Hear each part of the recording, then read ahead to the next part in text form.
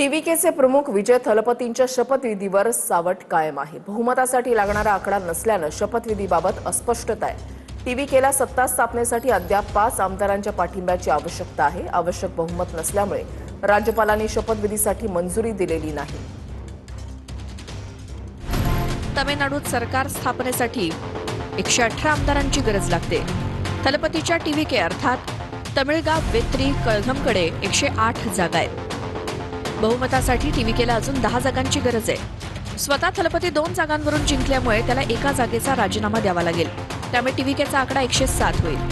काँग्रेसच्या 5 आमदारांनी टीव्हीकेला समर्थन दिल्यामुळे एकूण आकडा 112 वरती गेलाय। मात्र अद्यापही 6 आमदारांची सरकार स्थापनेसाठी गरज लागणार आहे।